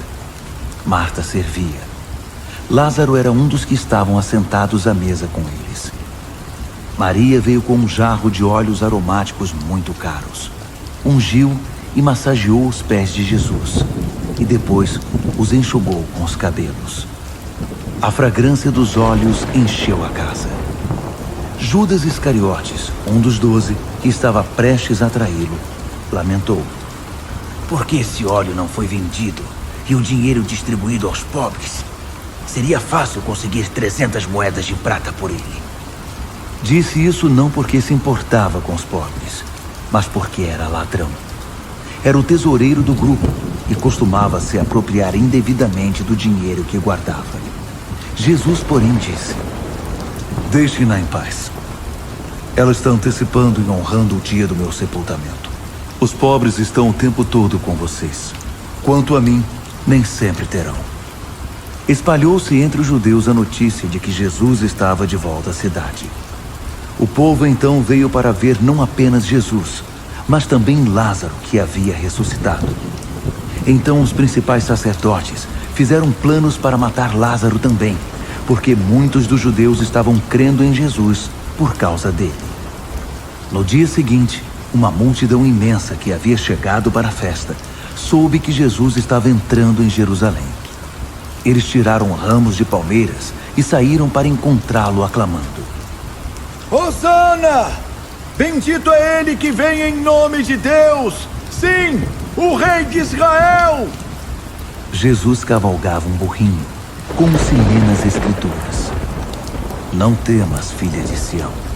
Vejam como chega o seu rei, cavalgando um burrinho. Os discípulos, na ocasião, não perceberam o cumprimento de muitas passagens das Escrituras. Mas depois que Jesus foi glorificado, eles se lembraram de que tudo que estava escrito a respeito dele combinava com os acontecimentos. A multidão que havia estado com Jesus, quando ele chamou Lázaro do túmulo, levantando-o dos mortos, estava ali, relatando o que tinha presenciado. Foi por se espalhar a notícia desse último sinal de Deus que a multidão cresceu e se transformou num grande desfile de boas-vindas. Os fariseus, olhando a cena, protestaram: Está fora de controle e todos vão atrás dele. Havia alguns gregos na cidade que tinham vindo para adorar na festa. Eles se aproximaram de Filipe, que era de Betsaida, na Galileia, e pediram: Queremos ver Jesus. Pode nos ajudar? Filipe contou a André, e ambos foram consultar Jesus. Ele respondeu: O tempo é agora. Chegou a hora de o Filho do Homem ser glorificado. Ouçam com atenção. A não ser que o grão de trigo seja enterrado no solo e morra para o mundo, não será nada mais que um grão de trigo. Mas se for enterrado, irá brotar e se reproduzir muitas e muitas vezes. Do mesmo modo, qualquer um que se apega à própria vida apenas como ela é, a está destruindo. Mas se você perde sua vida sem criar obstáculos ao amor, você a terá para sempre, pois é a vida real e eterna. Se qualquer um de vocês quiser me servir, seja meu seguidor. Aí vocês estarão onde eu estiver, prontos para servir. O Pai honrará e recompensará quem me servir. Agora estou angustiado. O que direi? Pai, livra-me. Não, pois é para isso que vim. Eu direi, Pai, manifesta a tua glória. Uma voz veio do céu. Eu o glorifiquei, e o glorificarei outra vez. A multidão que ouviu a voz disse: Foi um trovão! Outros disseram: Um anjo falou com ele! Jesus disse: A voz não falava a mim, mas a vocês. Neste momento o mundo está em crise. Satanás, o governante deste mundo, será expulso. E eu, quando for levantado da terra, atrairei todos a mim e os reunirei ao meu redor. Ele disse isso para mostrar como iria morrer. Vozes na multidão responderam: Sabemos pela lei de Deus que o Messias permanece para sempre. Como pode ser necessário, como você diz, que o Filho do Homem seja levantado? Quem é esse Filho do Homem? Jesus disse: Por um breve tempo a luz ainda estará entre vocês. Andem nessa luz para que a escuridão não os destrua. Se vocês andam no escuro, não podem saber para onde estão indo. Se tem a luz, creiam na luz. Então a luz estará dentro de vocês, brilhando na vida de cada um, e vocês serão filhos da luz. Depois que acabou de falar, Jesus procurou um lugar para se esconder. Ele havia feito muitos sinais da parte de Deus, mas eles ainda não haviam entendido nada, nem creram nele. Era a prova de que o profeta Isaías estava certo. Deus, quem creu no que pregamos? Quem reconheceu o braço de Deus estendido e pronto para agir? Primeiro eles não acreditariam, assim não poderiam crer, mais uma vez como Isaías tinha dito. Os olhos deles estão fechados, o coração deles está endurecido, de modo que não verão com os olhos, nem perceberão com o coração, e se voltarão para mim, Deus, para que eu os cure. Isaías fez essa declaração depois de ter visto um vislumbre do brilho em profusão da glória de Deus que iria manifestar-se através do Messias. Apesar de tudo, um número considerável de líderes do povo creu em Jesus. Mas por causa dos fariseus, não faziam confissão pública. Eles tinham medo de serem expulsos da sinagoga. Pressionados, preocupavam-se mais com a aprovação humana que com a glória de Deus. Jesus resumiu tudo neste pronunciamento: Quem crê em mim, crê não apenas em mim, mas naquele que me enviou. Quem me vê está vendo aquele que me enviou. Eu sou a luz que veio ao mundo para que todo aquele que crer em mim não viva mais na escuridão. Se alguém ouve o que digo e não se importa, eu não o rejeito. Não vim para rejeitar o mundo, mas para salvar. Entretanto, vocês precisam saber que quem me rejeita, recusando-se a aceitar o que digo, está deliberadamente escolhendo a rejeição. A palavra feita carne que tenho anunciado e que sou eu, essa palavra e nenhuma outra é a palavra final. Não faço nada por minha conta. O Pai que me enviou deu-me uma ordem sobre o que dizer e como dizer. E sei exatamente o que seu mandamento produz: vida real e eterna. É tudo o que tenho a dizer. O que o Pai me disse, digo agora a vocês. João, capítulo 13. Às vésperas da festa da Páscoa, Jesus sabia que havia chegado a hora de deixar este mundo e ir para o Pai. O amor que dedicou aos seus queridos companheiros permaneceu até o fim. À hora da ceia, o diabo havia dominado Judas, filho de Simão, tendo tudo preparado para a traição. Jesus sabia que estava no comando, porque o Pai havia determinado assim. Ele tinha vindo de Deus e estava no caminho de volta para Deus. Então levantou-se da mesa, pôs a túnica de lado e vestiu um avental. Em seguida derramou água numa bacia e começou a lavar os pés dos discípulos, secando-os com um avental.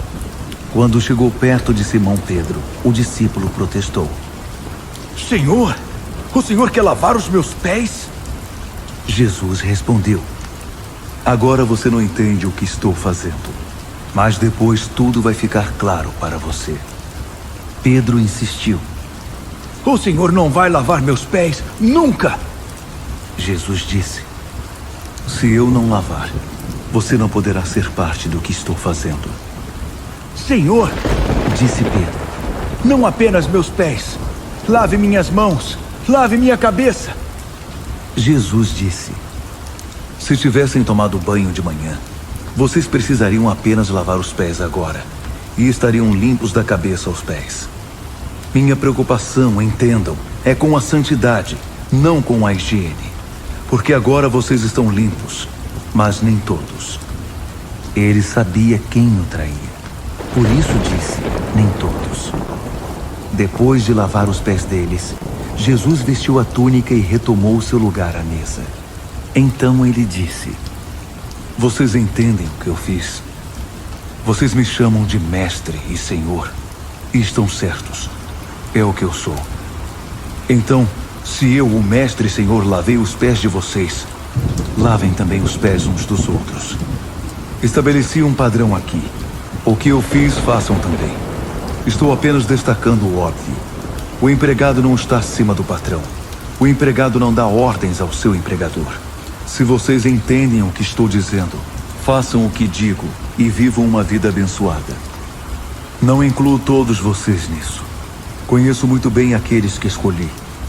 Mas para não interferir no cumprimento desta passagem das Escrituras, aquele que comeu pão à minha mesa virou o calcanhar contra mim. Estou dizendo antes que aconteça, para que quando acontecer, vocês acreditem que sou o que digo ser. Entendam bem. Receber alguém que eu envio é o mesmo que me receber. E me receber é o mesmo que receber aquele que me enviou. Depois de ter dito essas coisas, Jesus mostrou-se visivelmente aborrecido. E então revelou um motivo. Um de vocês vai me trair. Os discípulos olharam um para o outro, imaginando de quem ele estava falando.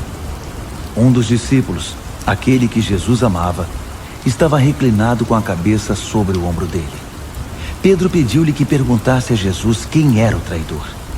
Sendo o mais próximo, ele perguntou: Senhor, quem? Jesus respondeu: aquele a quem eu der este pedaço de pão, depois de mergulhá-lo no prato. Então Jesus mergulhou o pedaço de pão e entregou-o a Judas, filho de Simão Iscariotes. Assim que ele segurou o pedaço de pão, Satanás entrou nele. E Jesus lhe disse: faça aquilo que você tem de fazer, e seja rápido. Ninguém ao redor da mesa entendeu o que Jesus quis dizer. Alguns pensaram que, sendo Judas o tesoureiro, o mestre havia lhe pedido que comprasse alguma coisa para os pobres. E sem soltar o pedaço de pão, Judas retirou-se. E era noite. Depois que ele saiu, Jesus declarou: agora o Filho do Homem é visto pelo que é, e Deus é visto pelo que é nele. Quando Deus é visto nele, a glória de Deus se torna visível. Ao glorificá-lo, ele mesmo é glorificado. A glória está em toda parte. Filhos, vou ficar com vocês apenas mais um pouco.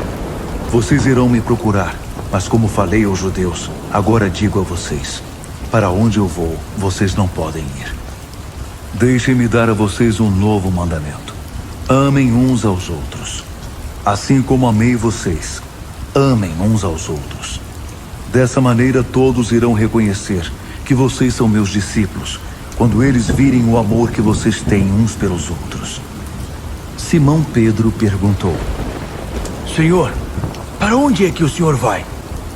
Jesus respondeu: você não pode ir comigo agora. Fará isso mais tarde.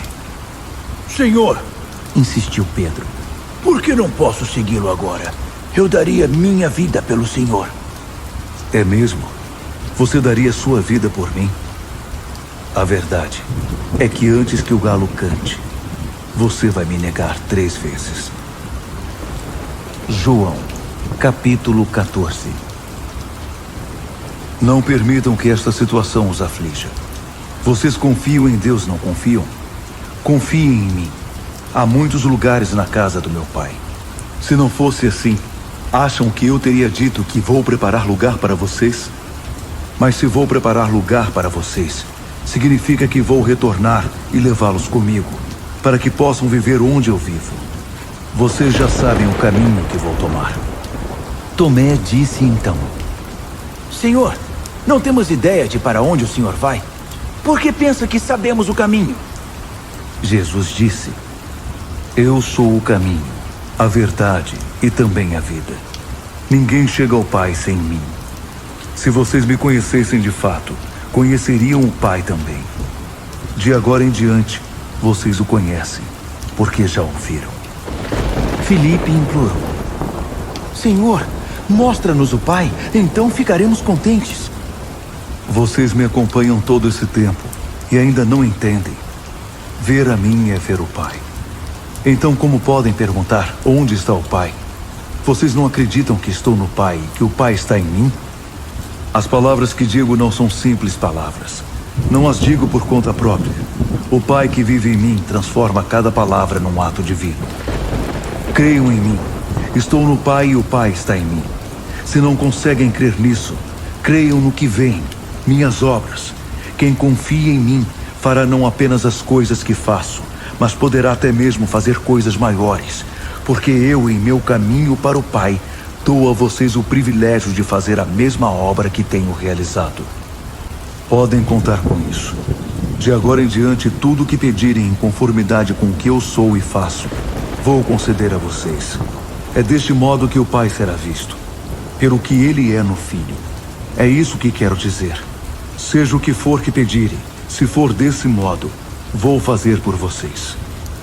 Se vocês me amam, demonstrem esse amor, fazendo o que eu disse a vocês. Falarei com o Pai, e Ele providenciará outro amigo para que sempre haja alguém com vocês. Esse amigo é o Espírito da Verdade. O mundo sem Deus não pode recebê-lo, porque não tem olhos para vê-lo, e assim não sabe o que procurar. Mas vocês já o conhecem porque Ele tem estado com vocês, e ainda estará em vocês. Não permitirei que vocês fiquem órfãos. Eu voltarei. Em pouco tempo o mundo não me verá mais, só vocês. Porque estou vivo e vocês estão prestes a receber vida. Quando essa hora chegar, vocês vão saber sem sombra de dúvida que estou em meu Pai, que vocês estão em mim e que estou em vocês. Aquele que conhece meus mandamentos e os guarda é quem me ama. Aquele que me ama será amado por meu Pai, e eu o amarei e me revelarei plenamente a ele. Então Judas, não o Iscariotes, disse: Senhor, o que o senhor quer dizer quando afirma que está para se revelar a nós, mas não ao mundo? Porque o mundo sem amor, disse Jesus, é um mundo sem visão. Se alguém me ama, vai guardar minha palavra com o maior cuidado, e meu Pai o amará. Nós viveremos nele. Não me amar significa desobedecer às minhas palavras. A mensagem que vocês estão ouvindo não é minha. É a mensagem do Pai que me enviou. Digo estas coisas enquanto ainda estou com vocês. O amigo, o Espírito Santo que o Pai enviará a meu pedido, irá esclarecer tudo para vocês. Ele vai lembrá-los de todas as coisas que ouviram de mim. Eu vou, mas os deixarei com assistência plena. É meu presente de despedida para vocês. Paz. Não os deixo como geralmente acontece com aquele sentimento de abandono. Portanto, não fiquem deprimidos nem perturbados. Vocês me ouviram dizer: vou embora, mas volto. Se vocês me amassem, estariam contentes pelo fato de eu estar voltando para o Pai, porque o Pai é o alvo e o propósito da minha vida. Estou adiantando os fatos antes que aconteçam, para que quando acontecerem, a confirmação aprofunde a fé que tem em mim.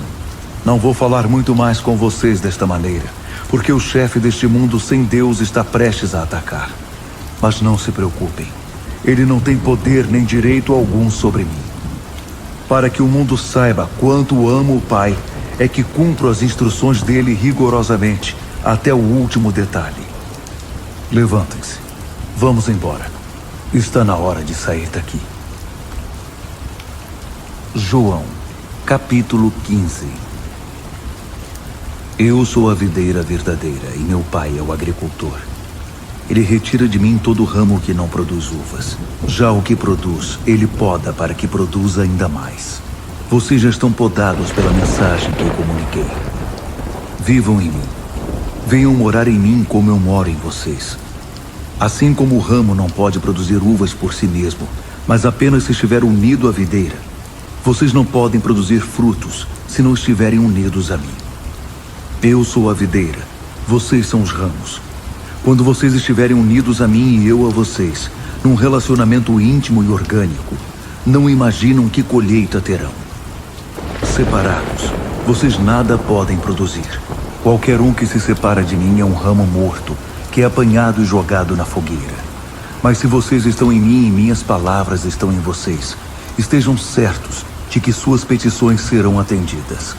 É desta maneira que meu Pai demonstra quem Ele é. Quando vocês produzem frutos, quando demonstram maturidade como meus discípulos. Saibam que eu os amei como meu Pai me ama. Permaneçam no meu amor. Se guardarem meus mandamentos, vão se sentir absolutamente em casa no meu amor. É o que tenho feito, guardado os mandamentos do meu Pai e permanecido no seu amor. Estou dizendo essas coisas com um propósito, que minha alegria seja a alegria de vocês e que a alegria de vocês amadureça. Este é meu mandamento. Amem uns aos outros como eu amei vocês. É a melhor maneira de amar. Deem a vida pelos amigos. Vocês mostram que são meus amigos quando fazem o que mando. Não os chamo de empregados, porque os empregados não entendem o que o patrão pensa ou planeja. Eu os chamo de amigos porque contei a vocês tudo o que ouvi de meu Pai. Lembrem-se, vocês não me escolheram. Eu os escolhi e lancei no mundo para produzir frutos que não se estragarão. Como o fruto de vocês vem do Pai, o que pedirem ao Pai em relação a mim, Ele o concederá. Mas lembrem-se do mandamento principal. Amem uns aos outros. Se o mundo mau os odeia, lembrem-se de que antes de tudo ele odiou a mim. Se vocês vivessem de acordo com a mentalidade do mundo, ele os amaria como se vocês fossem dele. Mas como escolhi vocês para viverem em sintonia com os termos de Deus, não mais nos termos do mundo, o mundo vai odiá-los. Quando isso acontecer, lembrem-se de que os empregados não recebem um tratamento melhor que os patrões. Se eles me agridem, certamente irão agredi-los também. Se eles fizeram o que eu disse, farão o que vocês disserem.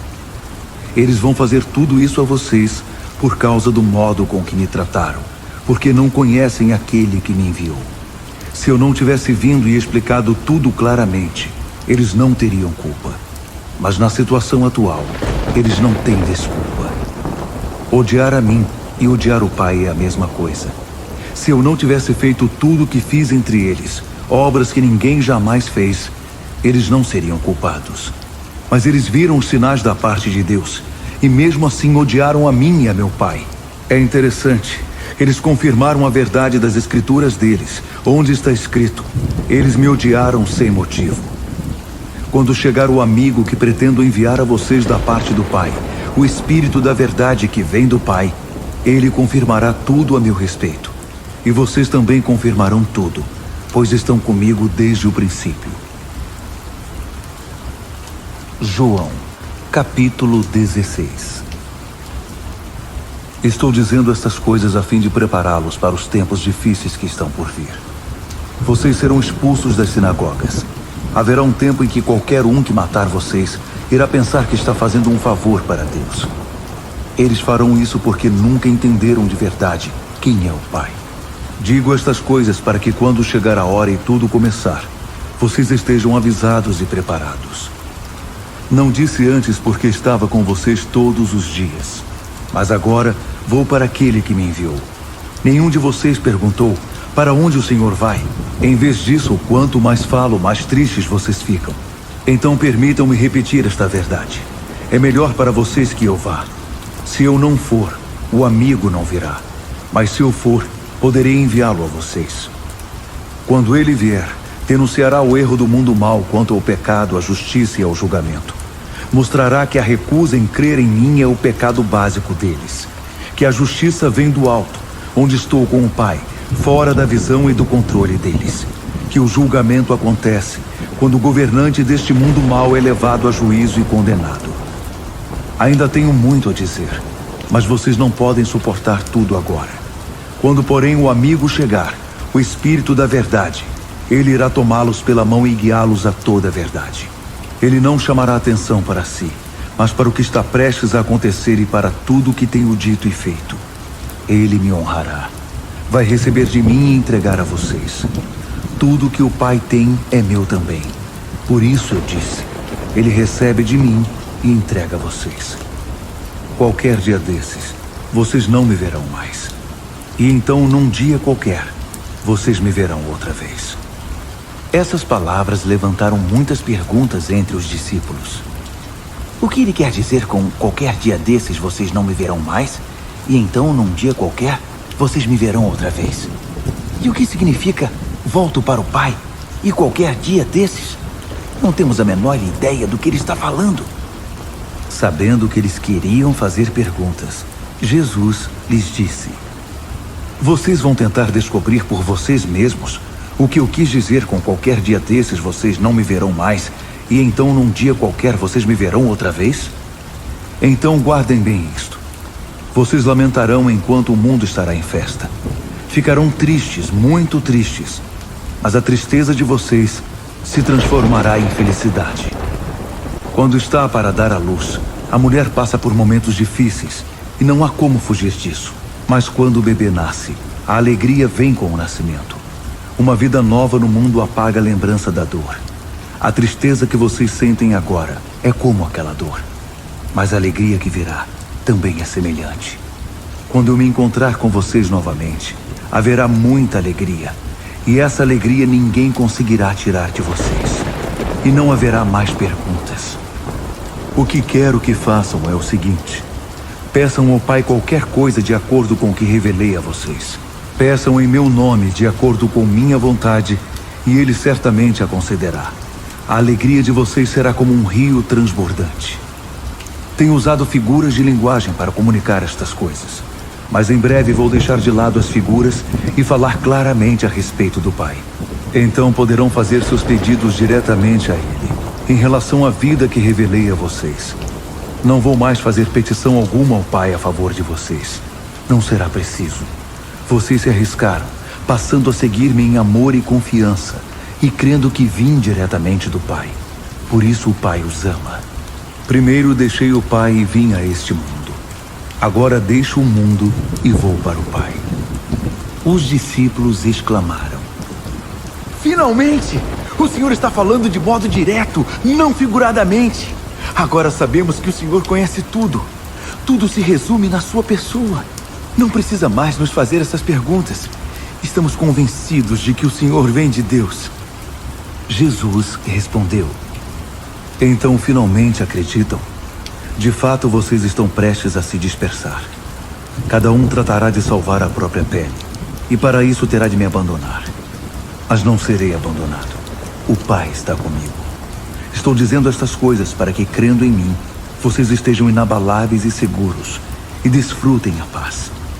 Neste mundo mau, vocês sempre terão dificuldades, mas fiquem firmes. Eu venci o mundo. João, capítulo 17.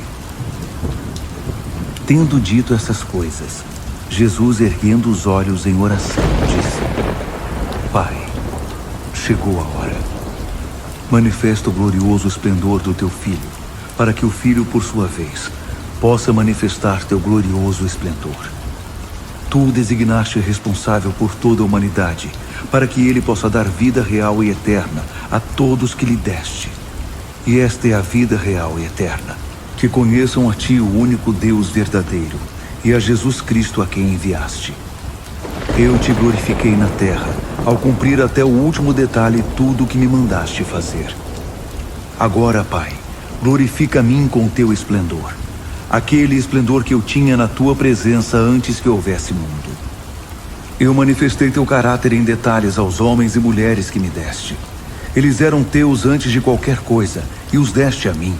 Eles agora fazem o que dizes. Eles sabem agora, sem sombra de dúvida, que tudo que me deste era originalmente teu, pois a mensagem que me deste eu transmiti a eles. Eles a receberam e foram convencidos de que vim de ti. Eles creram que me enviaste. Oro por eles. Não oro pelo mundo que rejeitou Deus, mas por aqueles que me deste, pois eles são teus por direito. Tudo que é meu é teu, e tudo que é teu é meu. E minha vida é visível neles, pois não vou mais me manifestar ao mundo. Eles vão continuar no mundo, enquanto retorno para ti. Pai Santo, guarda-os, enquanto eles perseveram nesta vida, que conferiste como um dom, por meu intermédio, de modo que eles possam ser um só coração e uma única mente, assim como somos um coração e uma mente. Enquanto eu estava com eles, eu os guardei na busca da vida que deste por meu intermédio. Eu me posicionei como um vigia noturno, e nenhum deles se perdeu, exceto o rebelde que se inclinou à destruição, a exceção que confirma a regra das Escrituras. Agora volto para ti. Digo estas coisas para que o mundo ouça, para que meu povo possa experimentar minha alegria completa neles. Eu dei a eles tua palavra. O mundo mau os odiou por causa disso, porque eles não adotaram o estilo de vida do mundo. Não peço que os tires do mundo, mas que os guardes do maligno. Eles não são mais orientados pelo mundo, assim como eu também não sou. Faze-os santos, consagrados, com tua verdade. Tua palavra é verdade que consagra. Assim como me deste uma missão no mundo, eu dei a eles uma missão no mundo. Eu me consagro por causa deles, para que eles sejam consagrados à verdade em sua missão. Oro não apenas por eles, mas também por todos os que crerão em mim, por causa deles e do testemunho deles a meu respeito. O alvo para todos eles é tornar-se um só coração e uma única mente, assim como tu, ó Pai, és em mim e eu em ti, para que possam ser um só coração e uma única mente conosco. Então, o mundo poderá crer que tu de fato me enviaste. A mesma glória que me deste eu dei a eles, para que eles estejam unidos como nós estamos, eu neles e eles em mim. Assim, eles amadurecerão nessa unidade e darão evidência ao mundo mau de que tu me enviaste e os amaste do mesmo modo que amaste a mim. Pai, é meu desejo que todos aqueles que me deste estejam comigo, bem onde eu estou, para que possam ver minha glória, o esplendor que me deste, tendo me amado muito antes que houvesse mundo. Pai justo, o mundo nunca te conheceu, mas eu te conheço, e esses discípulos sabem que me enviaste nesta missão. Eu revelei teu ser a eles, quem és e o que fazes. Continua a fazer isso conhecido, para que teu amor por mim possa estar neles, exatamente como neles eu estou. João, capítulo 18. Tendo feito essa oração, Jesus saiu com seus discípulos e passou para o outro lado do vale de Cedron, até um lugar onde havia um jardim. Ele e os discípulos entraram no jardim. Judas, o traidor, conhecia o lugar, porque Jesus e seus discípulos costumavam ir ali. Então Judas guiou os soldados romanos e os guardas enviados pelos principais sacerdotes e fariseus até o jardim. Eles traziam lanternas, tochas e espadas. Jesus, ciente de tudo o que estava para acontecer, saiu para encontrá-los. Ele disse: "Vocês estão atrás de quem?" Eles responderam: De Jesus, o Nazareno. Ele disse: "Sou eu." Os soldados recuaram, desconcertados. Judas, o traidor, se destacava no grupo. Jesus perguntou outra vez: "Vocês estão atrás de quem?" Eles responderam: De Jesus, o Nazareno. "Já disse que sou eu. Então, se estão atrás de mim, deixem os outros irem." Isso confirmou as palavras de sua oração: "Não perdi nenhum dos que me deste." Nesse momento, Simão Pedro, que trazia uma espada, sacou-a da bainha e feriu o servo do sacerdote principal, decepando sua orelha direita. Malco era o nome do servo. Mas Jesus ordenou a Pedro: Guarde a espada. Está pensando que não vou beber o cálice que o meu pai me deu? Então os soldados romanos, o comandante deles e os guardas dos judeus prenderam Jesus e o amarraram. Eles o levaram primeiro a Anás, sogro de Caifás. Esse Caifás era o sacerdote principal naquele ano. Foi Caifás quem lembrou os judeus de que seria melhor para eles se um homem morresse pelo povo. Simão Pedro e outro discípulo seguiram Jesus. Esse outro discípulo era conhecido do sacerdote principal, e ele foi com Jesus até o pátio da casa de Caifás. Pedro teve de ficar do lado de fora. Então o outro discípulo saiu, falou com a moça que cuidava da entrada e Pedro pôde entrar. A moça que cuidava da entrada perguntou a Pedro: Você não é um dos discípulos desse homem? Ele disse: Não sou. Então os servos e os guardas acenderam uma fogueira por causa do frio e estavam aconchegados a ela, aquecendo-se. Pedro juntou-se a eles, tentando se aquecer também. Enquanto isso, Anás interrogou Jesus a respeito dos seus discípulos e dos seus ensinos. Jesus respondeu: Falei abertamente. Sempre ensinei nas sinagogas e no templo onde todos os judeus se reúnem. Tudo foi dito em público. Não disse nada às escondidas. Então, por que sou tratado como conspirador? Pergunte aos que me ouviram. Eles sabem muito bem o que eu disse. Minhas palestras foram dadas às claras. Ao ouvir essa resposta, um dos guardas o esbofeteou, dizendo: Como ousa falar desse jeito com o sacerdote principal? Jesus reagiu: Se eu disse alguma coisa errada, prove. Mas se falei a verdade, por que a agressão? Então Anás o enviou, ainda amarrado, ao sacerdote principal Caifás. Enquanto isso, Simão Pedro continuava se aquecendo perto da fogueira. Foi quando alguns dos que estavam ali perguntaram: Você não é um dos discípulos dele? Ele o negou. Eu não. Um dos servos do sacerdote principal, parente do homem cuja orelha Pedro havia decepado, desconfiou. Eu não vi você no jardim com ele? Mais uma vez, Pedro negou. Em seguida, o galo cantou. Jesus foi levado da presença de Caifás para o palácio do governador romano. Era de manhã bem cedo. Eles mesmos não entraram no palácio, porque isso os impediria de participar da Páscoa. Então Pilatos foi até onde eles estavam e perguntou: Que acusação vocês apresentam contra este homem? Eles disseram: Se ele não tivesse feito nada de errado, acha que estaríamos aqui? Pilatos respondeu: Vocês o pegaram. Julguem-no conforme a lei de vocês.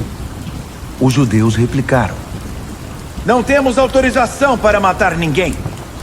Isso iria confirmar a palavra de Jesus, indicando como ele iria morrer.